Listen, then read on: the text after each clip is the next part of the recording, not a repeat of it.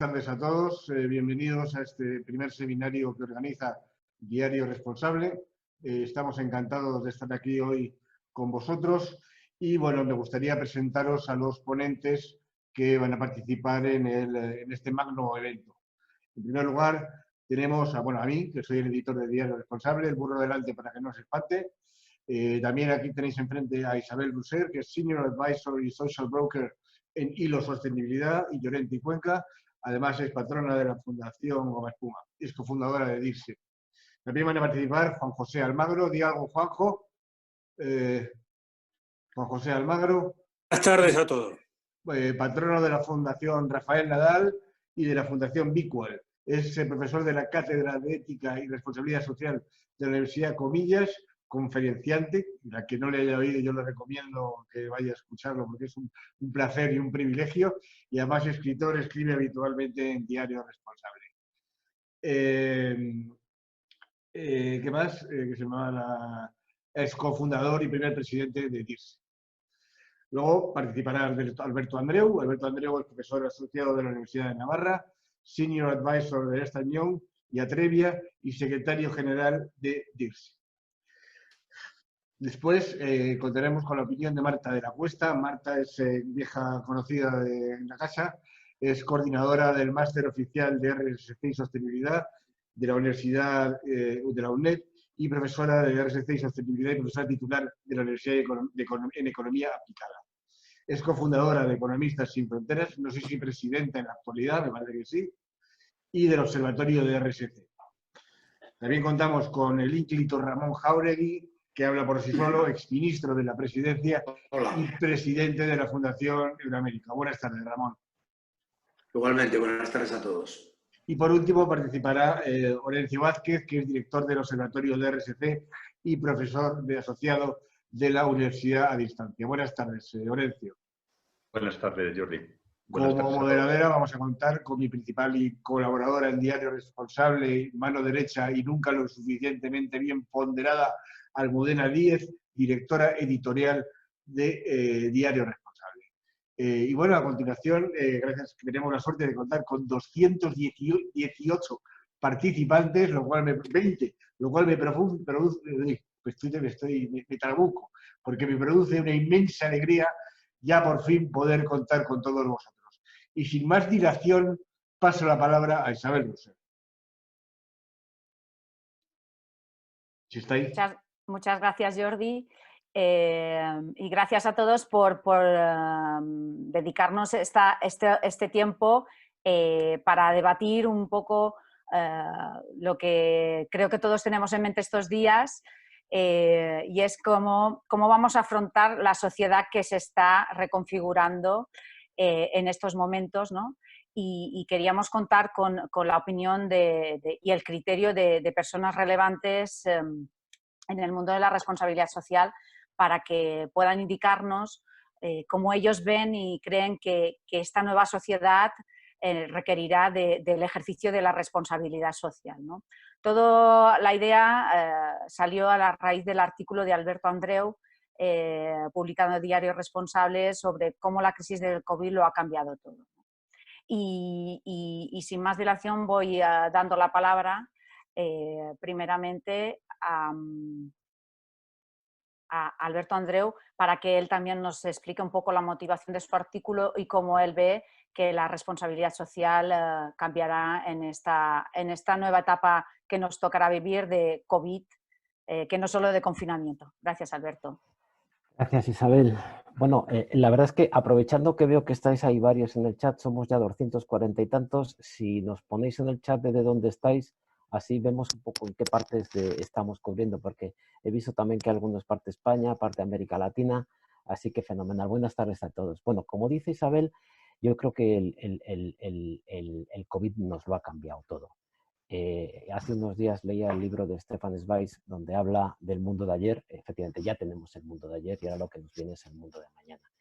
Un poco viendo eso, pues un día hablando con Jordi, dijimos, bueno, pues vamos a escribir un poco sobre qué nos va a pasar después. Y el que nos iba a pasar después partía de dos bases, y yo creo que son dos bases importantes. El rol del Estado en la sociedad yo creo que va a cambiar.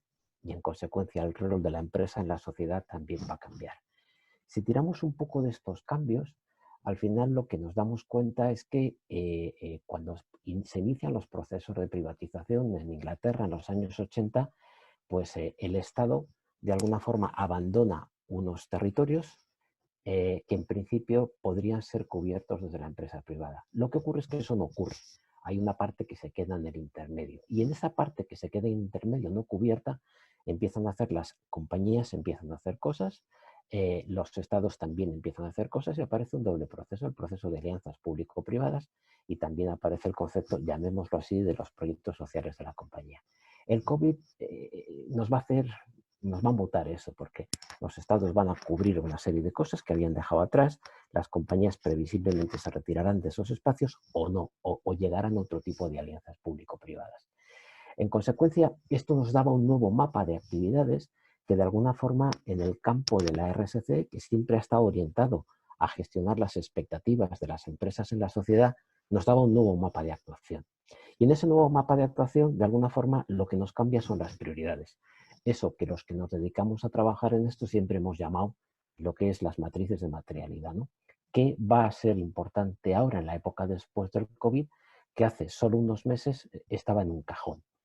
Y ahí pues escribí un artículo que era un poco pues, en torno a qué giraría un nuevo mapa de materialidad, unas nuevas prioridades. Que si me permitís os voy a compartir un par de ideas en pantalla que venían un poquito por esta idea. Que son las cosas en las que en un momento determinado yo entendía que nos podía generar un cambio. Yo creo que la primera cosa que nos tendría que venir... Uy, esta no es, perdonad, esta de aquí.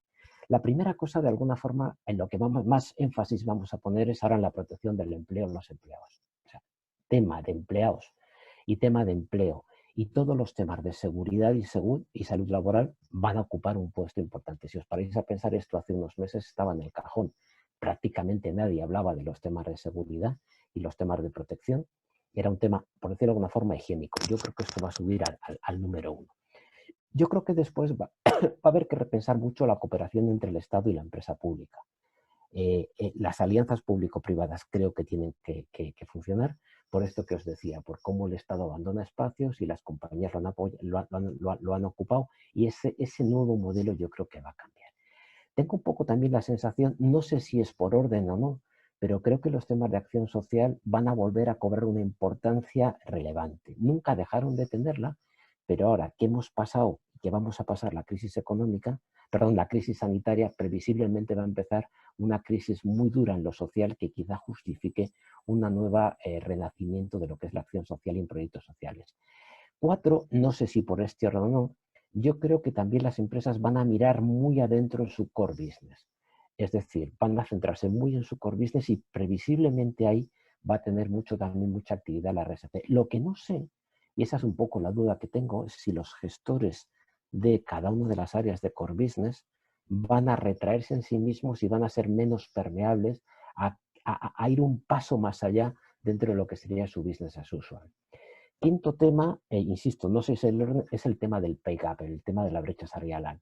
Yo creo que es el momento de abordarlo. Hemos visto ahora como algunas grandes compañías empiezan a reducir el salario de sus grandes ejecutivos, brechas de salariales que están viendo ahora, pues no sé, comparando por ejemplo con el salario medio de un enfermero, un consejero delegado de IBEX 35 está en torno a, gana 230 y tantas veces más, o un presidente está ganando 350 más veces. Yo creo que ahora este es el punto de abordarlo. También os diré que Cristiano Ronaldo o Messi, en este caso Messi, gana 7.000 veces más que lo que puede ganar un enfermero. Pero bueno, esto también habría que plantearlo, ¿no?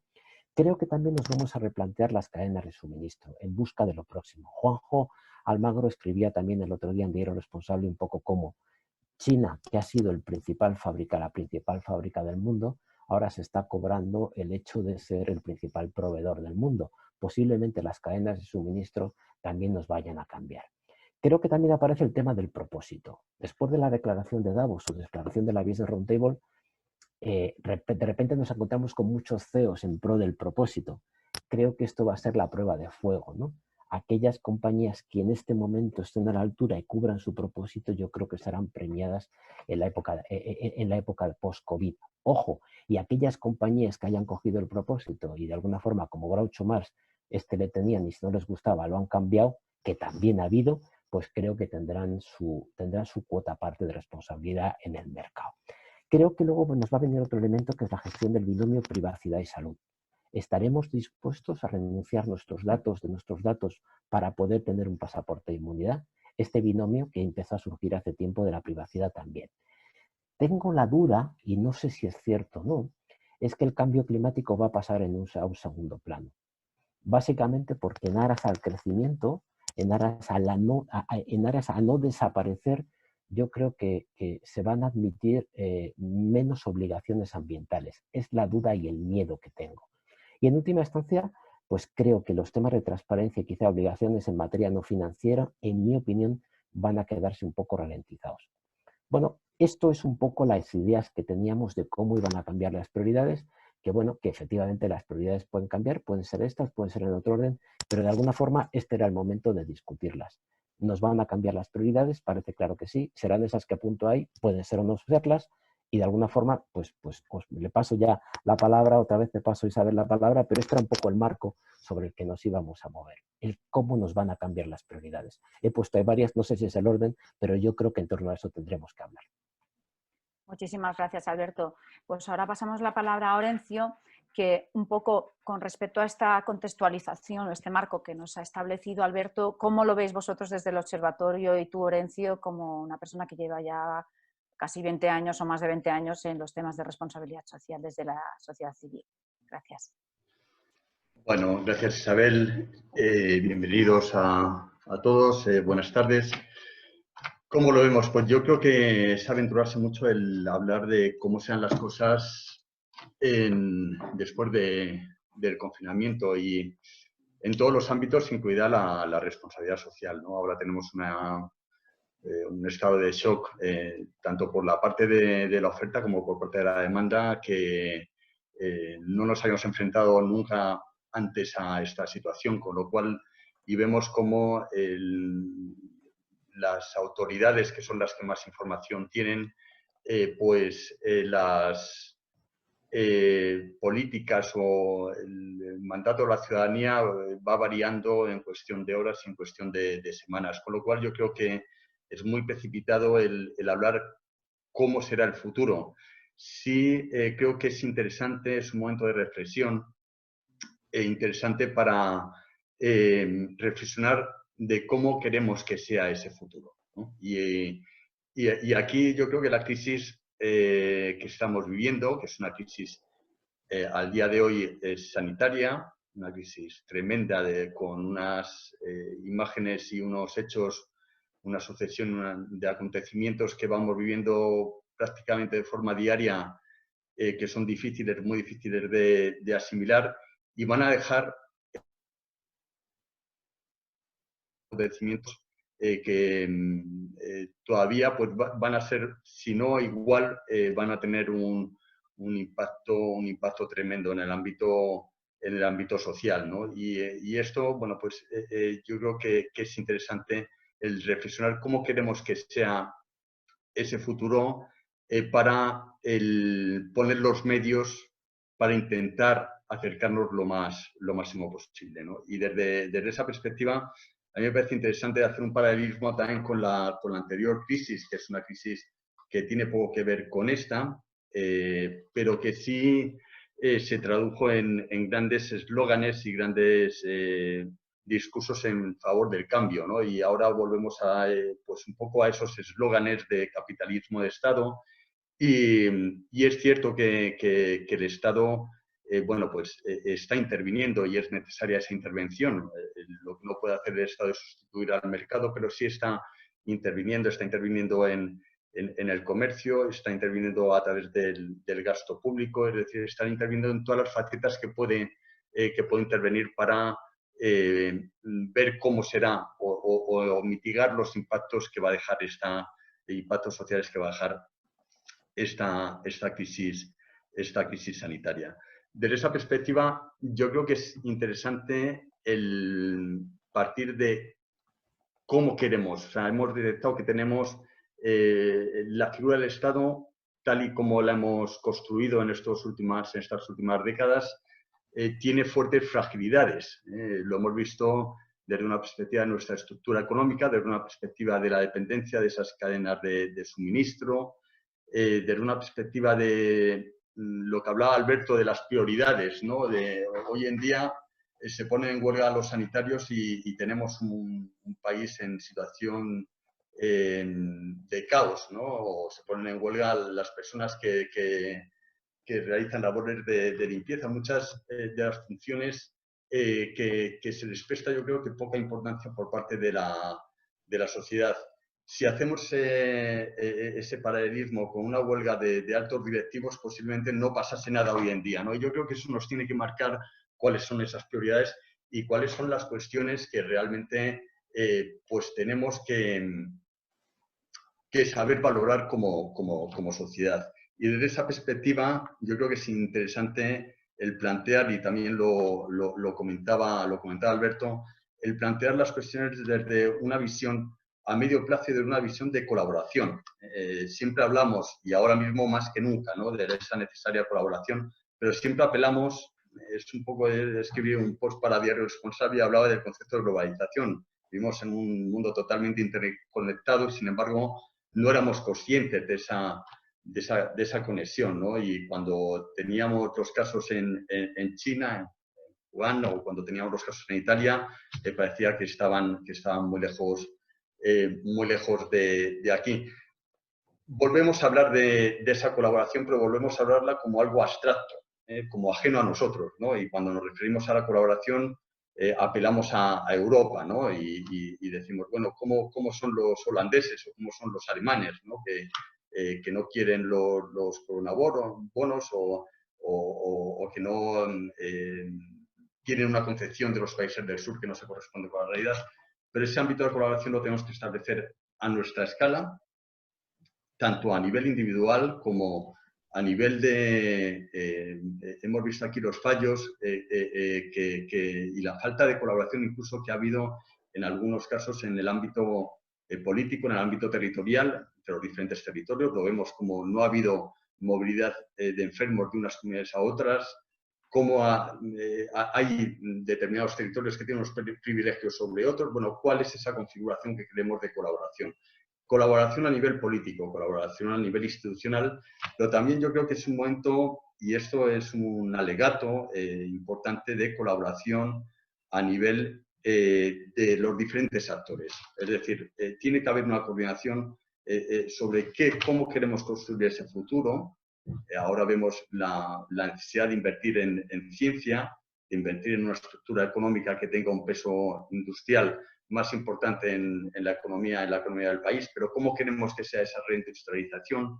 No podemos hacer 17 planes industriales diferentes, tenemos que coordinarnos, y yo creo que eso es una de las lecciones que tenemos aprendidas. Más colaboración a nivel de país, más colaboración a nivel regional con las instituciones europeas, y luego utilizar todos esos mecanismos de transferencia de rentas, de financiación. Yo en este tipo de situaciones totalmente excepcionales soy más partidario incluso de vía subvenciones que de un sobreendeudamiento para los estados que luego les van a generar una fragmentación de unos con otros, ¿no? Y que ya se está empezando a ver o se va a empezar a ver en los mercados interbancarios, y también desde un punto de vista de la capacidad que tienen los diferentes estados. Y desde esa perspectiva, ya termino, creo que es importante manejar esos fondos y manejarlos para construir ese futuro que queremos construir.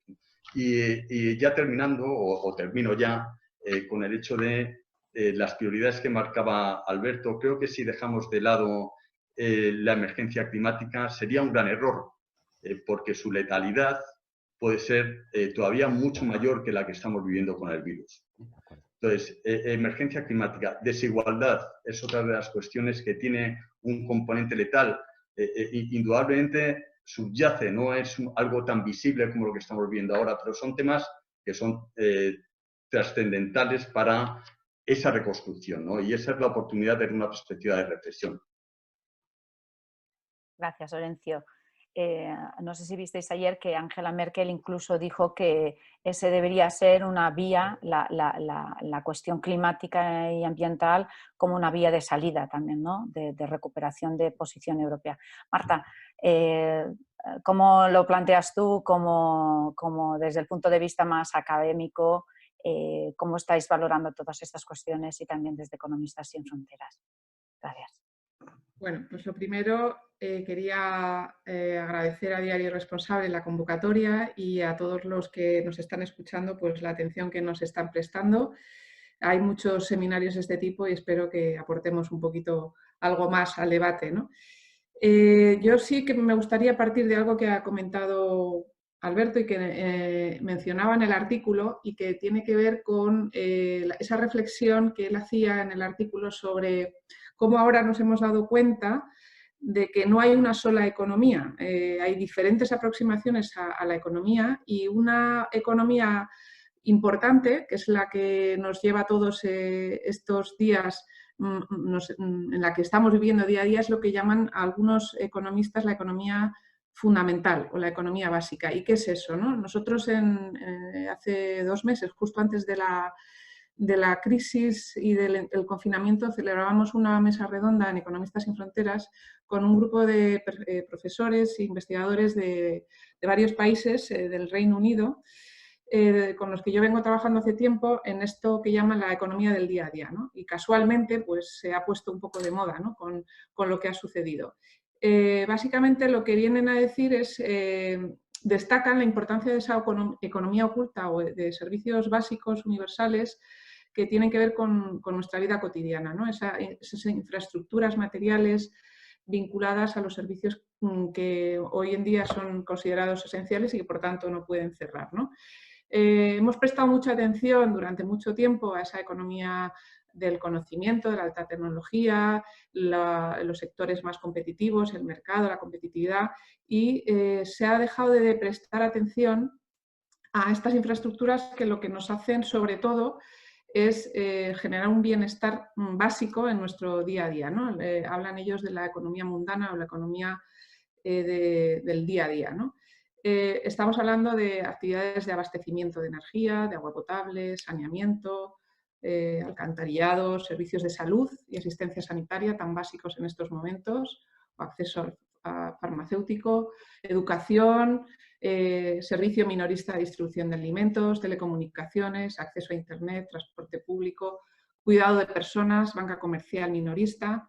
Es decir, esto que parece que es algo que hoy nos damos cuenta de que existe, pues estaba un poco oculto. Este grupo de trabajo venía trabajando desde la crisis anterior, desde el 2008, analizando precisamente lo que mueve este tipo de economía fundamental o economía básica y que viene a ser aproximadamente entre el 60%, depende de los países, o el 47% del gasto semanal de los hogares o en torno a un porcentaje similar en términos de empleo.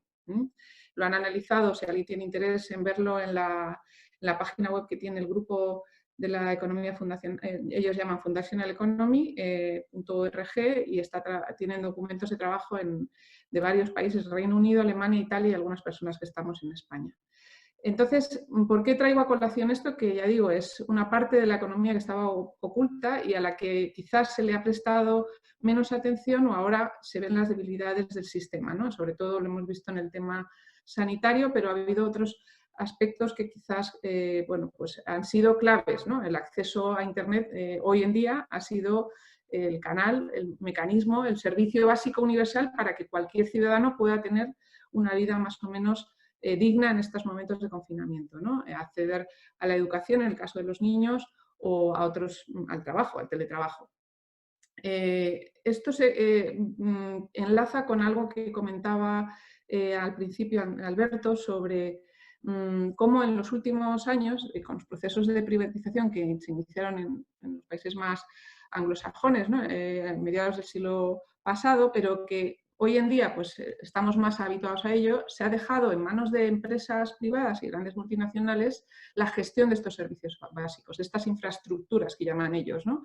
Como es desde la banca comercial y el acceso a servicios básicos bancarios, como a los transportes, a la red ferroviaria, incluso al agua, el acceso a la gestión del agua, a las telecomunicaciones, como antes decía, y las empresas que gestionan estos servicios básicos, yo entiendo al menos, que tienen una responsabilidad social mayor que pudiéramos exigirle a otras empresas que gestionan otros servicios menos esenciales, ¿no? Y por eso, básicamente porque, como ellos señalan, estas empresas extraen valor de los clientes que necesariamente tenemos que consumir sus productos y servicios pues en las zonas donde tienen habilitada esa franquicia para operar, esa licencia para operar. Y por tanto, a cambio de esa ventaja, deberían tener un compromiso más o retornar a la sociedad algo más, ¿no? En términos sociales y en términos ambientales. Es lo que ellos comentan o hablan del concepto de licencia social. Y eso consiste básicamente en que, bueno, esos servicios que prestan tengan una calidad y se garantice el acceso universal en calidad, entendida en el amplio sentido de la palabra, que sean productos no tóxicos, que a veces así los hemos tenido que consumir, o en buenas condiciones de precio, de accesibilidad, de seguridad. Y, por otro lado, también que estas empresas garanticen la calidad en el empleo que generan, ¿no? Hemos visto empresas también de servicios que llaman, pues eso, servicios de salud, de educación, que son más de atención o de cuidados de mayores, de las residencias, donde, bueno, pues en algunos casos la externalización de esos servicios a empresas privadas pues pueden estar primando en la generación de beneficio a costa de condiciones salariales o condiciones laborales no adecuadas, ¿no? En algunos países se ve más el impacto que lo que podemos estar viendo a lo mejor en España, pero es cierto que era una tendencia y es una tendencia generalizada. Por eso, yo creo que un poco ligando de nuevo con lo que decía Alberto, hay que centrar la atención de la responsabilidad social precisamente en el servicio y en la misión de la empresa, en su negocio, en su core business, ¿no? Y también a prestar atención a la cadena de suministro. Uno de los sectores que ellos también consideraban, ya digo, de hace tiempo, básico es el sector de la alimentación, ¿no? Y se ha visto clarísimamente en estos momentos, ¿no? Y cómo, ya decían entonces, acortar las cadenas de suministro y tener garantizado el abastecimiento era clave, ¿no? De nuevo, ahí ese centrar la atención en el negocio y el cómo, de dónde proceden los productos que yo luego suministro a los clientes y en qué condiciones cuido a mis proveedores en términos de no solo de precio, ¿no? Un tema alimentario o agroalimentario pues es importante, sino también en términos de calidad, ¿no? Y por último, pues como decía, pues exigirles ese retorno social o ambiental a cambio de, ¿cómo? ¿A través de qué? Pues a través de cláusulas en los contratos públicos o exigiéndolo cuando hay ayudas públicas, subvenciones, antes lo mencionaba Arencio, en estos momentos está habiendo muchos recursos a disposición de las empresas para poder solventar estos problemas, ¿no? Y eso pues hay que tener cuidado también un retorno y cuidar que no pase, como ha pasado en otras ocasiones, que esas ayudas públicas luego se conviertan a lo mejor en créditos fiscales que generan menos impuestos porque hay unos beneficios menores por parte de las empresas y eso, bueno, pues al final no retorna a la sociedad, ¿no? Supongo que sobre el tema fiscal luego hablarán más adelante. Por último, no sé si voy bien de tiempo, Isabel, si no me paras, me interrumpes. Vas un poco sobrada, sí, pero bueno. Nada, simplemente quería añadir que yo creo que para financiar todo esto y todo lo que viene por medio, el tema de los impuestos es importante, también la inversión privada y si no, pues luego podemos hablar sobre ello. Y la financiación privada, la financiación responsable tiene mucho que decir. Ya está habiendo iniciativas en este sentido, en línea con lo que ya venía sucediendo. Yo creo que es una tendencia y está para quedarse. estaba muy centrada en el tema climático, el cambio climático, y coincido con Orencio que esto va a seguir siendo así. Hay mucha regulación por venir en este sentido, en lo que se llama finanzas sostenibles, inversión con impacto, y en el caso social yo creo que ya están anunciándose emisiones de este tipo, emisiones de bonos sociales que van a ir directamente a recaudar inversión hacia proyectos de educación y de sanidad y de otros estilos. Perdonad que me han interrumpido con una llamada. ¿Me oís bien? Sí, perfectamente, Marta. Bueno, sobre estos temas podríamos hablar más, pero no quiero... Sí, podemos de aquí, yo creo que, y es un poco también lo que hemos ido comentando con Jordi y con todos los demás, seguro que de aquí lo de hoy es como un parmesano que podemos rayar, ¿no? Que nos van a salir temas y temas, porque yo creo que nosotros somos los convencidos, ¿no? Pero yo creo que también un poco lo que estamos viendo es que ahora parece que a todo el mundo está convencido de la necesidad de la responsabilidad social, ¿no? Con lo cual creo que tendremos capacidad y habrá necesidad de hacer más debates como este. Gracias, Marta. Ahora le pasamos el turno de palabra a Ramón, que muchos estamos esperando aunque parece como Alberto Andreu, la verdad es que es Ramón Jauregui. Sí. Muy bien, muchas gracias y buenas tardes a todos. Encantado de estar con todos vosotros. Y gracias a Jordi y a Diario Responsable por la organización de esta reunión. Yo empezaría por hacer una referencia a un toque pragmático sobre lo que viene, porque quizás especulamos con demasiada ilusión sobre los cambios tan formidables que se van a producir de la noche a la mañana, ¿no? El postvirus parece que va a crear una sociedad nueva, un nuevo capitalismo, un nuevo contrato social, una revalorización de lo público, una nueva manera de concebir el Estado, en fin. Yo quiero empezar por decir que los cambios no vienen solos, que no llueve, los cambios no vienen, digamos, del cielo sin que los impulsemos, sin que los humanos hagamos para que se materialicen, ¿no? Y que en ese sentido es muy oportuno reivindicar aquello de la destrucción creativa de Schumpeter, es decir, que tenemos que ser capaces de aprovechar la ocasión. Y en ese sentido creo que sí es verdad que hay fuertes movimientos, yo diría sentimientos sociales muy favorables a la idea conceptual de lo que todos hemos venido trabajando en los últimos años en favor de una empresa más sostenible, más responsable socialmente. Y desde luego esos sentimientos están a flor de piel porque todos hemos comprobado que somos muy vulnerables, todos, que somos todos interdependientes, inclusive que el Estado no puede solo, lo habéis dicho muy bien cuando habéis apelado a las experiencias que se están produciendo estos días, que a mí me parecen extraordinarias, de muchísimas compañías que están haciendo muchísimas cosas en beneficio del conjunto de la sociedad, desde los hoteles hasta los bancos, hasta las compañías de seguros, en fin, hasta los fabricantes de coches que hacen respiradores, ¿no? Todo esto a mí me parece formidable y todo ese impulso, ese sentimiento es el que tenemos que llevar hacia una responsabilidad social corporativa post-virus más, más favorable. Yo comparto todo lo que habéis dicho en general, luego tengo una pequeña discrepancia, la diré al final, pero sí querría destacar mis aportaciones en torno a 3 ideas claves. La primera, siempre me habéis escuchado mis críticas a favor de una intervención de la administración pública y del discurso político en general más comprometido con la idea, ¿no? Yo recuerdo que en el año 2009 el G20 o el G7, ya no me acuerdo muy bien cuál fue, estableció en la interpretación de la crisis económico-financiera de aquellos años una, apelación justamente a la responsabilidad social. Luego, obviamente, no se ha hecho ningún caso. Y esa es una de las referencias que vienen a cuento de mi reflexión inicial, ¿no? Hubo mucho propósito de renovarlo todo, de un capitalismo más responsable, de una concepción de la empresa distinta y luego eso no ha llegado a nada.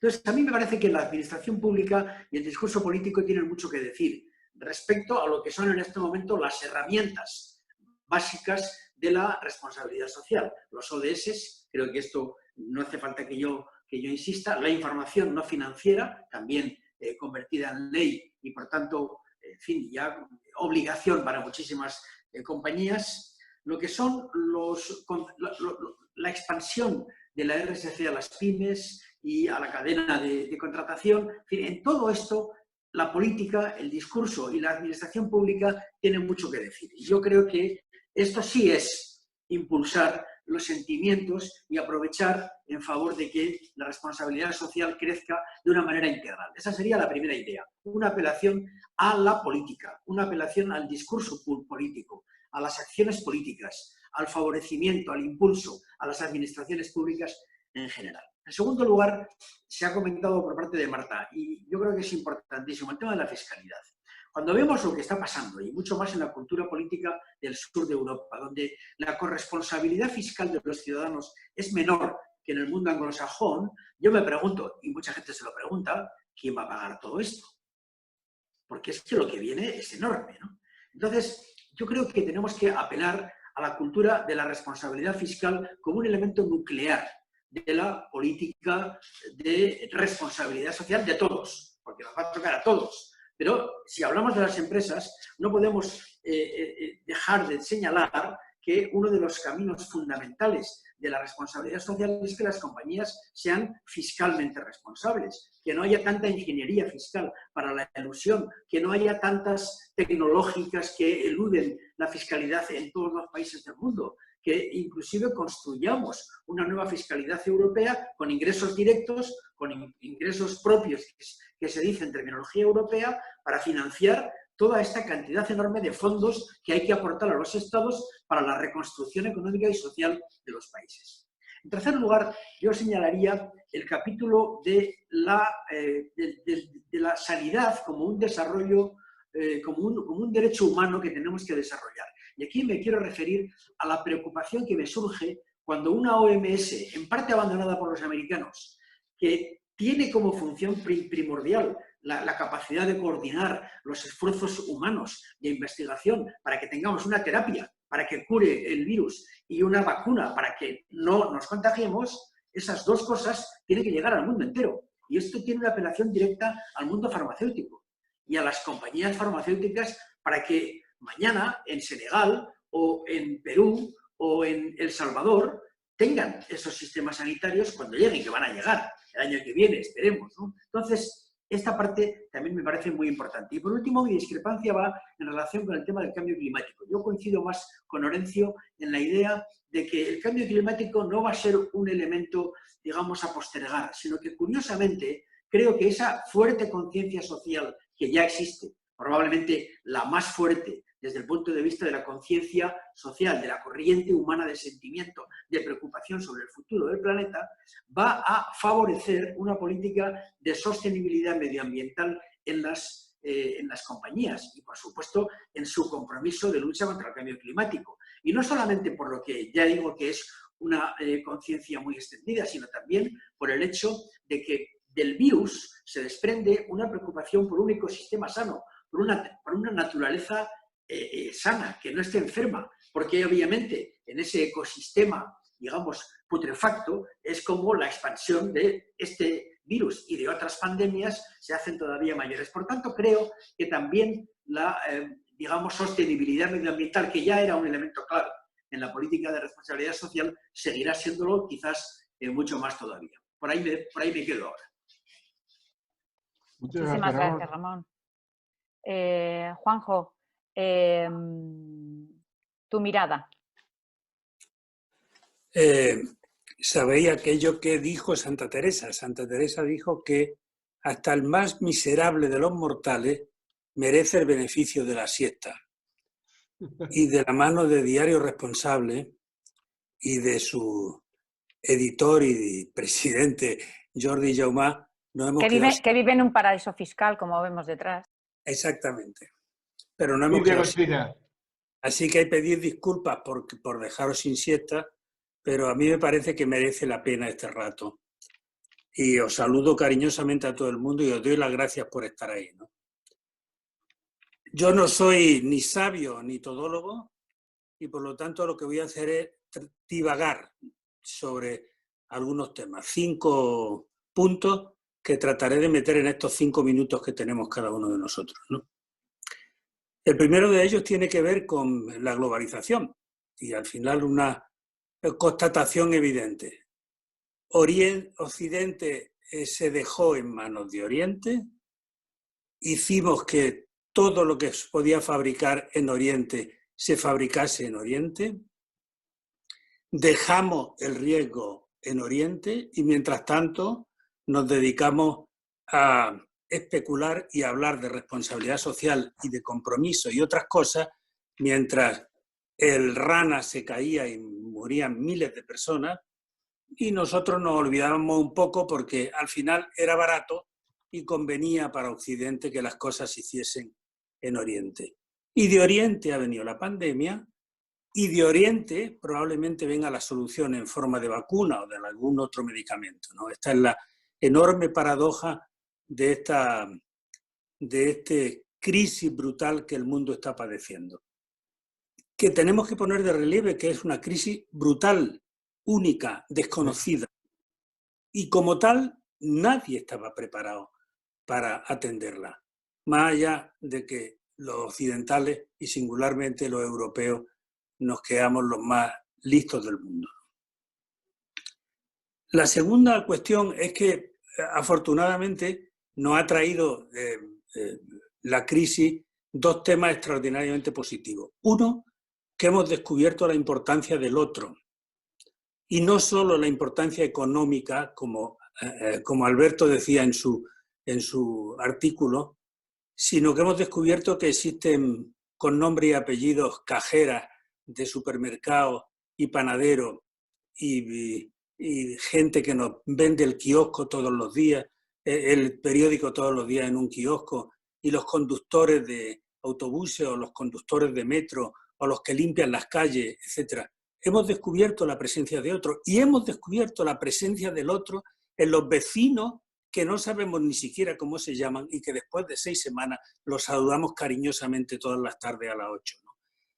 Eso lo hemos descubierto. Y hemos descubierto también que han nacido brotes de solidaridad.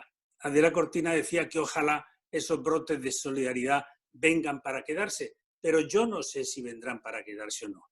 Están ahí los brotes de solidaridad y probablemente tendremos los ciudadanos que darnos cuenta que hay que alimentar esos brotes de solidaridad para que se cumpla de una u otra forma este compromiso, que no otra cosa es la responsabilidad social, ¿no?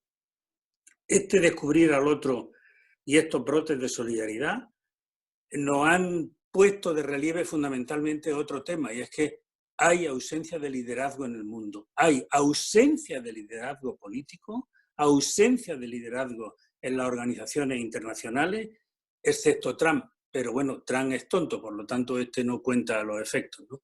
Y que nos hemos dado cuenta también de que los países gobernados por mujeres, fijaos qué cosa más graciosa, son los que mejor han funcionado en la crisis, ¿no? Nueva Zelanda, Islandia, las mejores.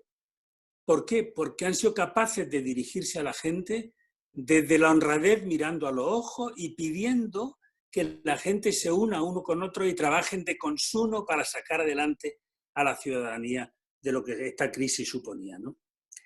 Y yo creo que en algún momento los occidentales singularmente nos hemos caído Belerofonte y pensamos que esto no nos iba a afectar, y esta especie de semidioses que se creyó Belerofonte hasta que cayó y vagó por la tierra tullido y ciego por culpa de Zeus, nos va a devolver a una realidad que es la realidad que nunca debíamos haber perdido. Otro punto interesante, sin duda ninguna, es, creo yo, la exigencia de responsabilidad y la exigencia de transparencia. A mí me parece que no solo la exigencia de responsabilidad política, sino también la exigencia de responsabilidad de todos y cada uno de nosotros y la transparencia que se le van a pedir a los políticos y la transparencia que se le van a pedir también a muchas grandes empresas, pequeñas empresas, medianas empresas, instituciones, etc. ¿Por qué? Bueno, hay un tema que tengo singularmente clavado en el corazón, y es que la mitad de las personas que están muriendo en el mundo son los mayores. Y los mayores son las personas que nos dieron el estado de bienestar a los que ahora lo estamos disfrutando después de la Segunda Gran Guerra, y los mayores son los que salvaron a muchos países, entre otros España, con sus pensiones, la posibilidad de que viviesen sus hijos en la crisis del 2008, ¿no? Y claro, esto es tremendamente duro. No solo en España han muerto 15.000 mayores.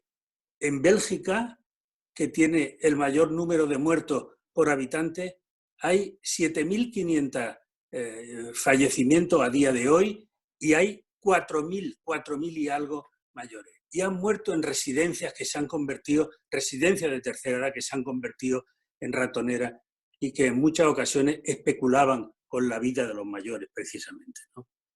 Esta ausencia de liderazgo en algún momento tendremos que ponerla de relieve.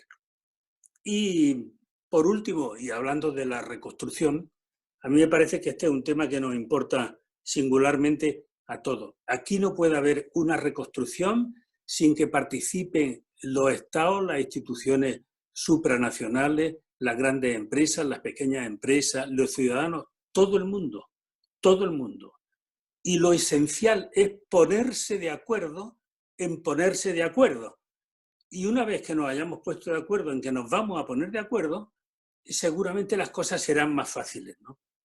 Yo he leído hoy un informe norteamericano en el que dice que se van a destinar por parte de los bancos centrales 6 billones de dólares para la reconstrucción.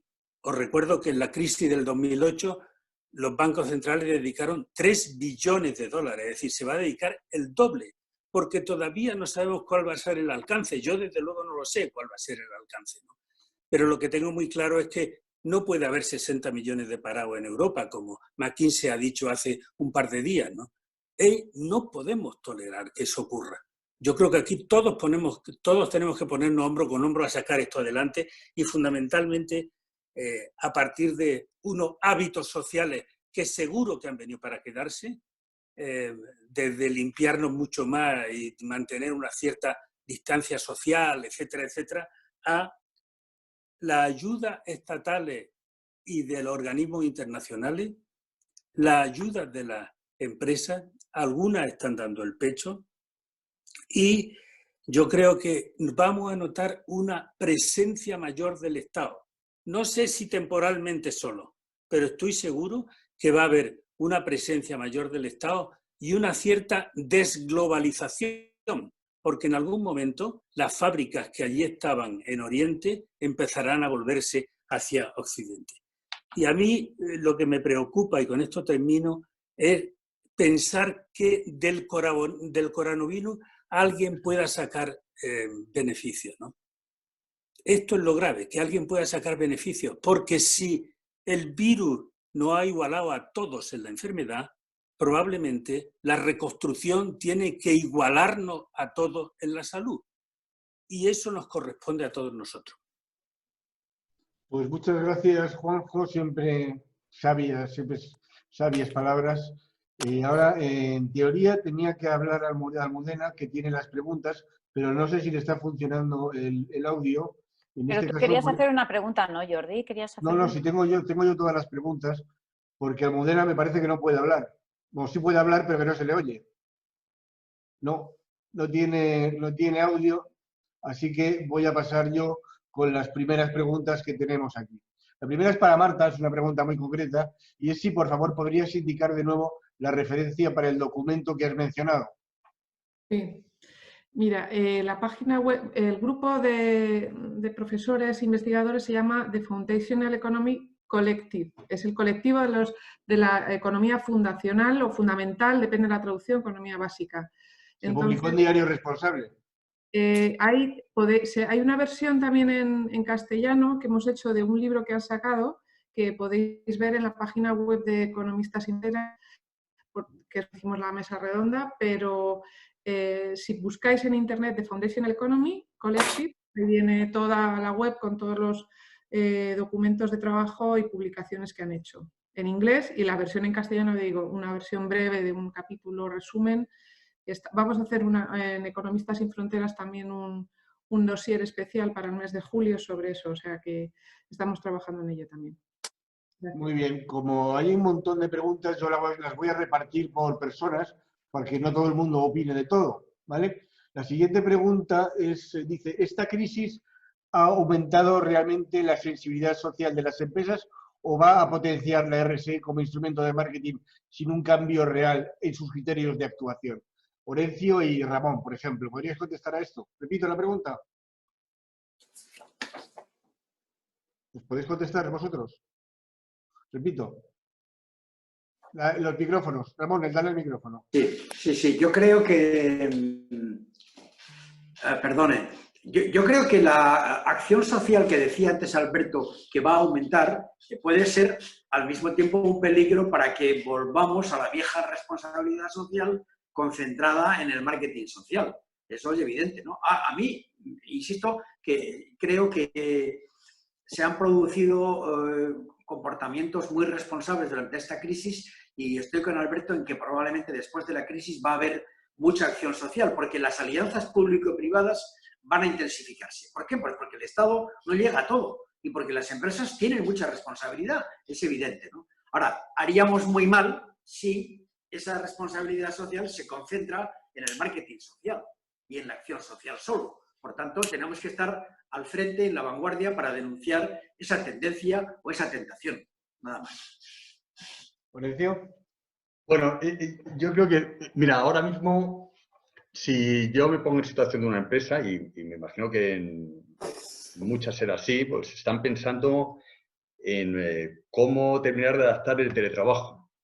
Luego, en cómo va a ser el periodo en el cual, bueno, pues va a haber una situación un poco ambigua, ¿no? Esa nueva realidad, ¿no?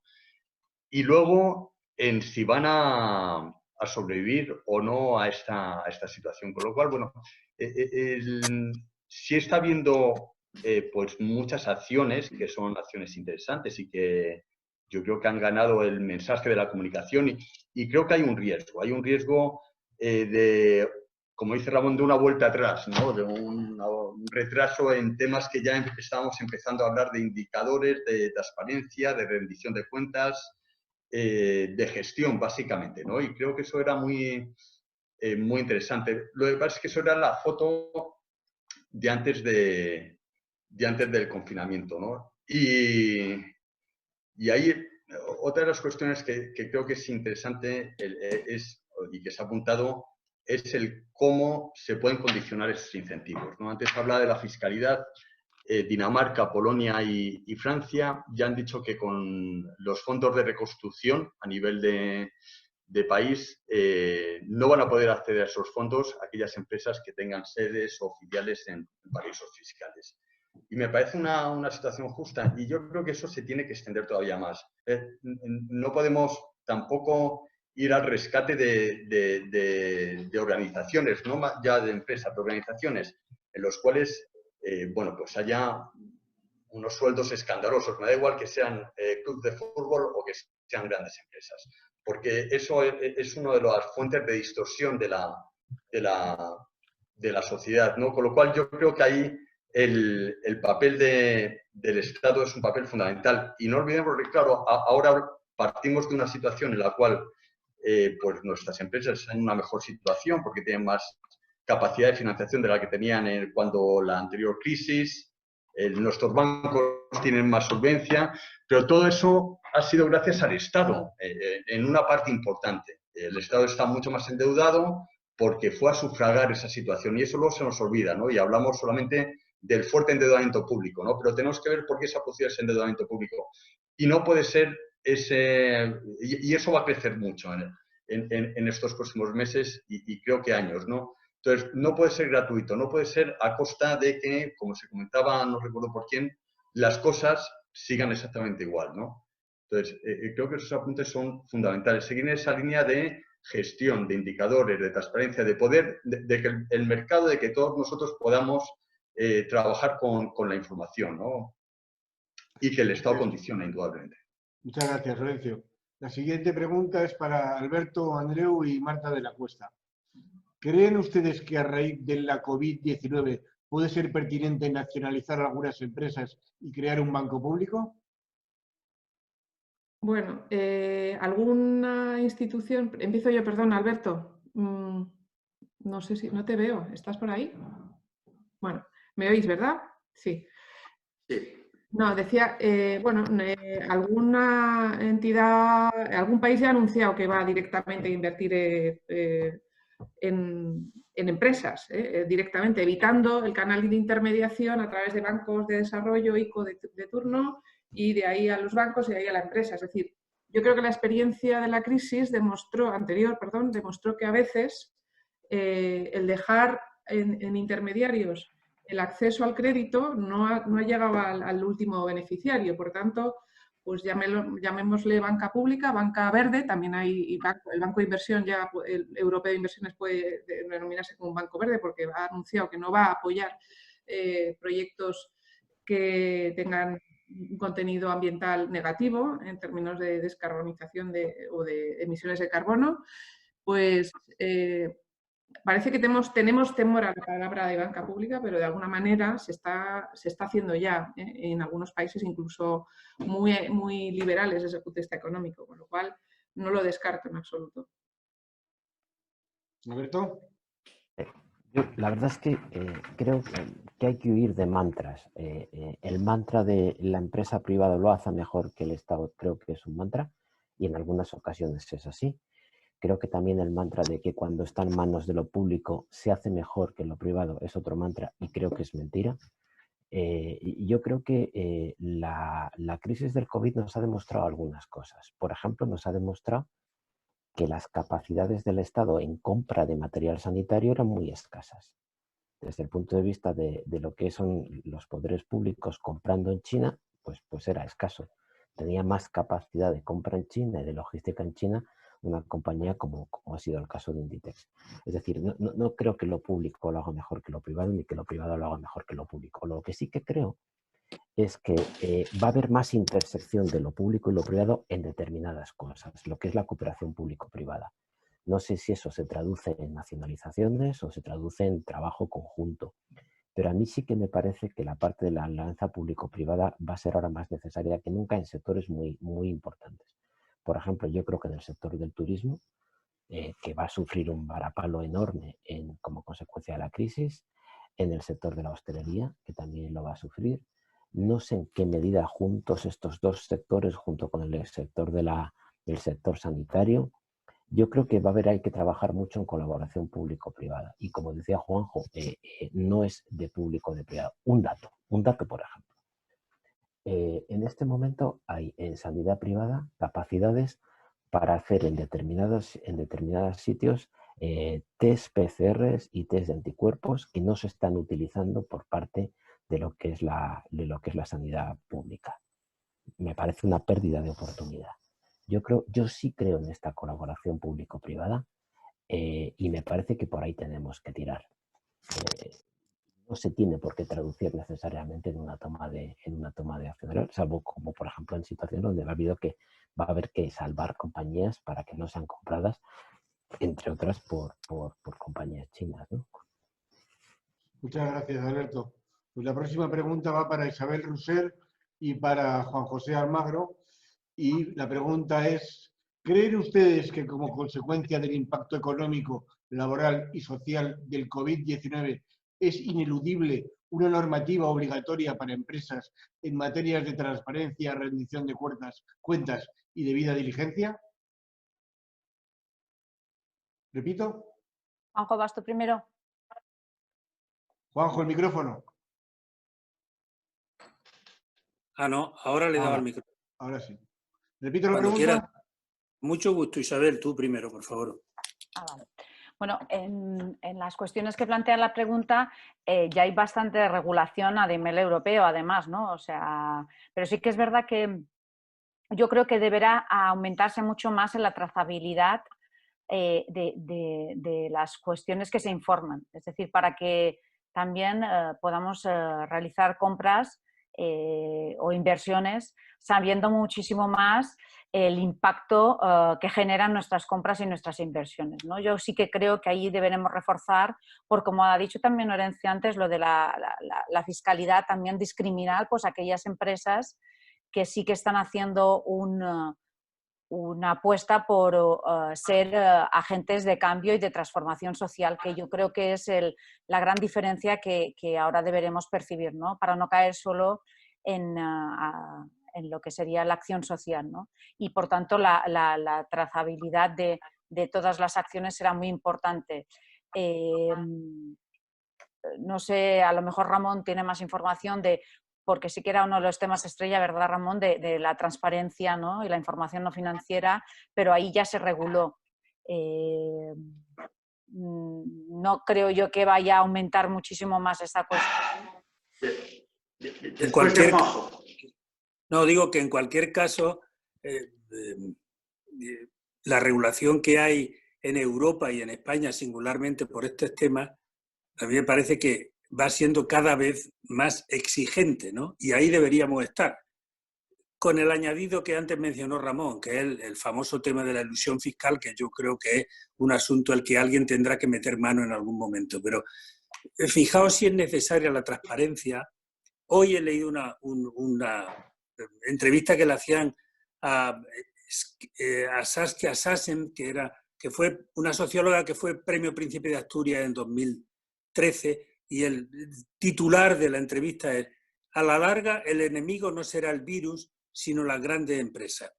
Dice la socióloga, el virus pasará, dentro de 6 meses nos habremos olvidado, seguirán existiendo las grandes empresas, que por otra parte han canibalizado el término empresa para ellas mismas, cuando las pequeñas y las medianas representan 93, 94, 95% del tejido industrial en todo el mundo.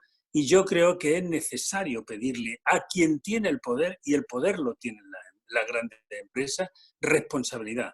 Quien más poder tiene la responsabilidad.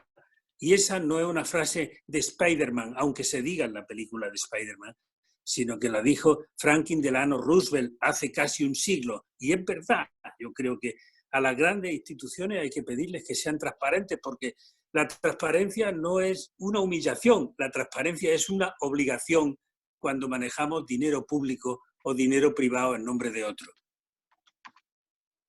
No, yo solamente quería añadir que efectivamente este tema es uno de los grandes elementos nucleares de la responsabilidad social, la transparencia, la información. Yo pienso que va a seguir aumentando. Antes comentaba Marta todo lo que tiene que ver con la financiación sostenible, pero aprovecho para decir que ya tenemos una ley en esa materia, y que esa ley, la ley europea que entró en vigor en el año 2019 en España, ya establece que un número de empresas, las que tienen más de 500 trabajadores, una determinada facturación, tienen que establecer la información no financiera. Pero aprovecho para decir, en la línea de lo que plantea la pregunta, que en el año 2021, es decir, el año que viene, ya esa misma ley establece que las empresas obligadas a presentar obligatoriamente la información no financiera son las empresas de más de 250 trabajadores, no lo más de 500. Por tanto, duplicamos el ámbito de aplicación de la ley, y eso viene el año que viene.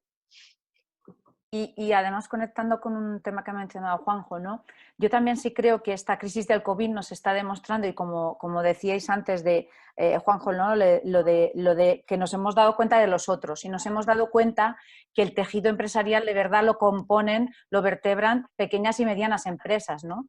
Que son también las que ahora además tendrán esta obligación de transparencia. Los que menos cobran, como acertadamente dijo Alberto, los que menos cobran del mundo. Y una pregunta que planteaba antes Ignasi Carreras: ¿qué pasa con la fiscalidad? ¿Qué pasa con la fiscalidad? ¿Sí? Pues con la fiscalidad pasa que estamos ante una necesidad enorme de que haya digamos, una información también no financiera en este caso, pero que tiene que ver con la fiscalidad como parte elemental de la información no financiera. Y yo en ese sentido aprovecho para decir, puesto que pregunten ese Carreras, que Intermonos Fund tiene una de las herramientas más avanzadas para la medición de la digamos, responsabilidad fiscal de las compañías. Yo estuve en un seminario que hace un año se celebró en el que Intermonos Fund presentaba su propia herramienta. Y eso tiene que ver con una conciencia social cada vez más amplia, que ha tenido mucho, digamos, impulso como consecuencia de la alarma social provocada en Europa con no solamente los paraísos fiscales, sino también con las competencias desleales que nos hacemos unos a otros, especialmente Holanda o antes el Reino Unido con sus Islas Vírgenes y otros espacios fiscales opacos, con relación a los propios estados, o Luxemburgo, que no lo he citado. Entonces, toda esta alarma social que ha surgido va a acrecentarse cuando se vea que las haciendas nacionales están famélicas, están incapaces de poder enfrentarse a una universalidad económica, a una globalización económica, a una ingeniería fiscal cada vez más sofisticada, a cada vez más espacios fiscales opacos. Entonces, pienso que la demanda de responsabilidad fiscal es un elemento nuclear en este momento de lo que llamamos responsabilidad social. Muy bien, pues vamos a pasar a la siguiente pregunta, que por ejemplo podrían contestar Florencio y Isabel. Dice, después de muchos años, parece que los departamentos y responsables de RSC vamos a pasar de estar olvidados en un rincón de las oficinas donde estábamos creando malvas a ser los nuevos protagonistas y a estar en el candelabro. ¿Cómo pensáis manejar esta nueva situación sin caer en tentaciones de greenwashing y falsas acciones? Pues yo creo que ahora el DIRSE sobre todo tiene que saber estar muy atento a no perder la esencia de las compañías, como decía Alberto, a estar muy cerca del core business y sobre todo muy cerca del core de las personas de la compañía, de las personas que componen las compañías, a lo interno y a lo externo, ¿no? Volver mucho a las esencias. Para mí eso deberá ser el elemento de competitividad de las compañías, no perder las esencias y ser muy consistente con las personas y con la responsabilidad con las personas, a lo interno y a lo externo. Y para equilibrar mucho ese greenwashing de solo estar a lo externo de la acción social, ¿no? Al final, ya sé que queda como que pareceremos el día de la marmota, ¿no? Pero lo de la responsabilidad social tiene que ver con cómo hacemos los beneficios, no con cómo los repartimos, ¿vale? Y ese cómo es lo que ahora deberemos poder trazar bien, porque deberemos ser muy consistentes con ello, ¿no? Y además también creo que habrá tantas necesidades sociales, incluso de minimizar ese impacto social desde tu propia responsabilidad como empresa, que el DIRSE tendrá que ser muy hábil para también estar en lo prioritario y en lo importante y no en lo subsidiario. Gracias. Horacio, en vez de esta pregunta te voy a hacer otra porque si no tenemos tantas que se van a quedar sin contestar. Dice, mira, por otro lado, parece que la nueva realidad se va a fundamentar en la sostenibilidad. Para las empresas se presenta como una necesidad el saber crear y o consolidar o potenciar una cultura interna basada en valores y compromisos. ¿Con qué herramientas o palancas se puede contar para generar o incidir en esta cultura interna basada en la sostenibilidad?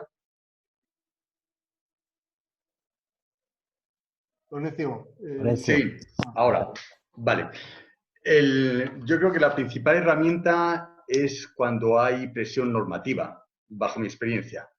O sea, cuando antes se comentaba la ley 11/2018 de información no financiera y eso ha supuesto un revulsivo porque no es que tengan que elaborar una información sobre cómo gestionan impactos y riesgos en derechos humanos, corrupción, etcétera, etcétera, sino que eso sube al Consejo de Administración y tiene que estar formulado de forma individual por todos los miembros del Consejo de Administración. Y si alguno no lo formula, no firma, tiene que explicar los motivos. Entonces, eso es importante, porque cuando a estas personas que cada vez tienen más responsabilidad jurídica, les ponen un tema delante y esto va al informe de gestión y va a la Junta General de Accionistas y tiene que votarse como puntos para el orden del día y tal, puedo caer en falsedad. Y además, ya digo, oye, ¿qué me estás trayendo aquí? Y luego hay otro factor porque realmente yo creo que tenemos que ser conscientes de cuál es la condición humana, ¿eh? No sé quién lo comentaba antes,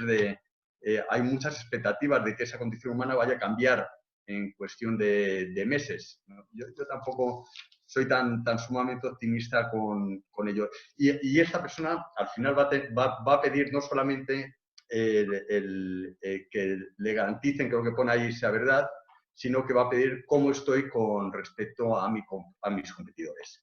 Y eso es lo que realmente le va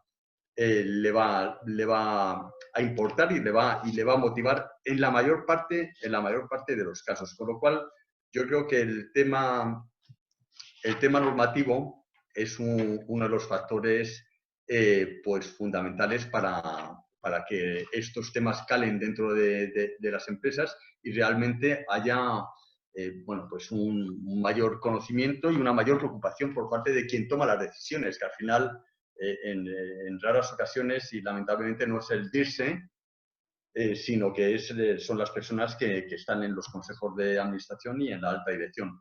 Si todo eso lo empujamos, yo creo que es favorable, pero hay que empujarlo desde el punto de vista de tener criterios claros, de tener información, de bueno, evitar esa nebulosa que se puede generar y que al final genera más confusión que aporte, ¿no? Entonces, bueno, yo creo que ese aspecto es positivo. Seguir avanzando en esa línea en la que estábamos antes de la alerta sanitaria, ¿no?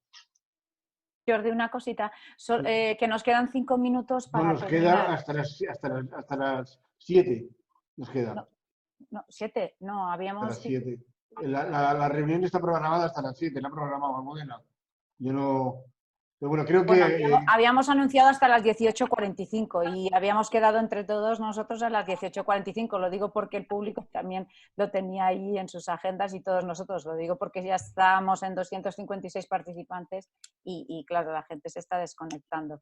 Lo digo porque vayas haciendo a lo mejor las últimas preguntas y cerrando también. Bueno, yo quería hacer una pregunta...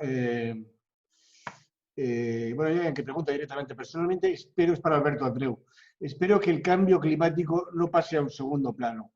Sería repetir el tremendo error de 2008 por no tener en cuenta una visión más holística, pues tanto en la esfera medioambiental como la social no son compartimentos cerrados y aislados, sino que hay que tener en cuenta los flujos existentes entre ambas. Si así fuera, dentro de un tiempo estaremos confinados a nuestro propio planeta, buscando fórmulas de escape. ¿Cómo afecta el medio ambiente a todo este tema, Alberto? El micrófono. A ver, yo también lo espero. Lo que pasa es que los humanos tenemos una capacidad enorme de darnos 2 veces y 3 y 4 y 5 en la misma piedra. Yo lo espero. Pero claro, te encuentras a personajes que están hoy gobernando pues como Trump, como Bolsonaro. Y muchas veces yo me pregunto, me hago la pregunta de cuántos mini Trumps o cuántos mini Bolsonaros tenemos en determinadas posiciones, en determinadas compañías. ¿Dónde viene el miedo? El miedo viene de que cuando tienes que crecer mucho y cuando vamos a tener una situación de caída de PIB muy importante en los próximos meses o incluso posiblemente en los próximos 2 años, cuando puede haber, como antes comentaba Juanjo, 60 millones de parados en Europa, según el último informe de McKinsey, cuando tienes todos esos problemas, posiblemente se ponga en la balanza si el impacto ambiental o la necesidad de crecimiento. Ya lo estamos viendo, el desconfinamiento en determinados países, pues oye, da igual, no los confino porque me da lo mismo. Ese es un poco el riesgo que corremos. Yo no creo que haya que quitar atención. Mi miedo, de alguna forma, mi reflexión en voz alta, es que en aras del crecimiento va a dar un poco igual ahora mismo determinadas cosas. Y una de ellas pudiera ser esto. Salvo que seamos capaces de hacer una cosa que creo que es por donde tenemos que ir, que es como decíamos, ¿no? Y es establecer una relación nítida entre la salud, porque creo que va a subir a primer plano, y el clima. Si nosotros somos capaces de alguna forma, desde un punto de vista de posicionamiento ambiental, vincularlo a la salud, creo que entonces lo volveremos a subir a primer nivel. Esa es un poco la reflexión. El miedo de que cuando tengo que ganar dinero, porque si no me muero, va a dar un poco todo igual. Y creo que la clave es vincularlo, como antes decía Ramón y como antes también decía Juanjo, ¿no? Vincularlo a lo que es básico, que es la vida, que es en consecuencia la salud. Muy bien, pues muchas gracias a todos. No sé si alguien más tiene algo más que decir. Si es así, que levante la mano ahora y si no, que calle para siempre. Y a ti, ¿que tienes algo que decir, Marta? Nada, simplemente ahondar en lo que quería decir al final de por dar un poco de esperanza, ¿no? En el tema de lo verde, yo creo que está para quedarse. O sea, los pasos dados desde el 2018 hasta ahora por parte de la Comisión Europea en todo el plan de finanzas sostenibles han llegado hasta el punto de incorporar incluso en la regulación bancaria aspectos impensables hace unos años, ¿no? De reducir el consumo de capital de los bancos en favor de aquellos préstamos que den con un impacto menor desde el punto de vista ambiental. Con lo cual, si además de lo fiscal, lo financiero apoya lo verde, yo creo que esto no tiene vuelta atrás. Espero, y más allá de la reflexión que todos tenemos de la conexión entre salud y un ecosistema diverso y saludable, como decía Ramón. Por dar un poco de esperanza verde al final. Gracias, Marta. Almagro, ¿querías decir alguna palabra más? Que como estáis hablando de verde, a mí me viene inmediatamente a la cabeza mi tierra ubetense y la oliva. Hay que trabajar estilo olivar. Y trabajar estilo olivar es dar fruto sin postureo, sin hacer ostentación de nada. Dar fruto. Y cuando uno es capaz de dar fruto, hombro con hombro, de consumo, las cosas salen. Y nuestra obligación es transmitir esta esperanza para que al final todo esto se convierta en confianza. Ojalá. Muy bien, pues muchas gracias a todos. Os convocamos la semana que viene, el próximo jueves, que tendremos un nuevo webinar, en esta ocasión con directivos de RSE de diferentes empresas, y esperamos contar con vosotros y esperamos que os haya resultado agradable. Gracias a los 300 que habéis venido hoy a vernos. Hasta luego. Chao, gracias. Adiós. Hasta luego. Gracias, adiós. Un Adiós. placer. Chao, chao. Pero Lo bueno, malo es que estabas un poco hipocondríaco, ¿no? Pensando que te venía a ti también. no, hipocondriaco, sí, sí. No, lo que hipocondriaco. pasa es que eres población de riesgo. No Él es solo población de riesgo y Sí, sí. tú y yo, Ramón. La población de riesgo también le alcanza a Alberto. Yo también. Solo los mayores. Solo los mayores. Ya, pero yo tengo... Quedan 2 minutos. Una cosa importante, nos Venga. tenemos que poner el mute todos cuando eso hable. iba a decir yo. ¿Qué pasa? ¿Qué pasa? Todos en silencio. Ah, vale, Menos vale. cuando os toque hablar, porque si no es un gallinero. ¿Quién va a articular? ¿Vas a articular tú, Isabel, o Almudena? No se te ¿Me oye. vais a Isabel. cambiar el apellido en mi letrero? Es que eso, Ramón, tenemos que acceder de nuevo y ya no tenemos tiempo. Vale, Que vale. no pasa nada. Yo creo que todo el mundo sabe que no eres Alberto. Bueno, hay para ¿está la gente ya preparada? Modena, lo puede también. Yo me voy a silenciar, ¿eh? Venga, Sí. vale. Ahora todos nos silenciamos, menos Jordi, que es el único que tiene que hablar a partir de ahora. Y el resto vamos entrando en las palabras que os iré yo dando en orden de acuerdo a la escaleta. De Alberto, Orencio, Marta, Ramón y Juanjo. Después Almudena, hago unas conclusioncillas así a vuela pluma y Jordi cierra. Vale, de momento estamos los que estamos aquí. 8. O sea, podemos hacer un chat entre nosotros. Sí. Vale, pues venga, pues nos... Ahora he Almudena, visto que has puesto... no te oímos, Almudena. ¿Empiezo? No empiezas No, todavía, solo hay 8. Almudena, no te oímos. No, estás muteada, Almudena. Modena, Jordi, ¿se ha conectado gente ya? No. no lo sé. No, mira, lo ves abajo, donde pone participantes. Pero esos participantes somos nosotros, 2, 4, 6, 8. Claro, entonces falta... Porque no hemos empezado a transmitir. ¿Tú ves la barra naranja de arriba? Arriba hay una barra naranja. Empieza a transmitir. Hasta que no empiece. Vale. Almudena. Nada. No, Almudena no se la oye. Pues entonces vamos a tener que improvisar con las preguntas. Almudena, escríbeme por WhatsApp, Almudena. No te oímos, Almudena. Voy a empezar. Mira a ver si tienes el volumen bajo o el muteado.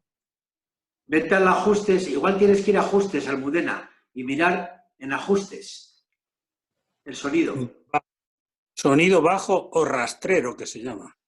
No, no tiene. No, no tienes, igual tienes que ir a ajustes, Almudena. En No te audio, oímos. Bueno, voy a empezar, ¿vale? Vale, vale. Yo me doy mute. todos Venga, daros mute. mute. 1, 2, 3, mute.